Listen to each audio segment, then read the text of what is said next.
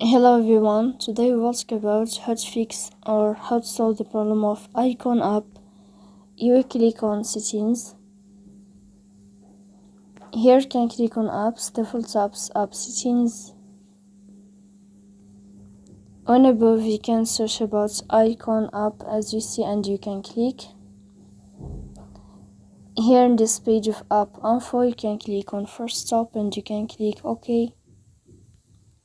And then you will enter to the window of storage. Here you can click on clear cache, but pay attention, don't click clear data because that can delete your account.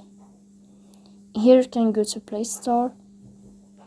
You will search about the application of Eyecon here, and then you can update your app if you find updating this blue sign. So please don't forget to support us.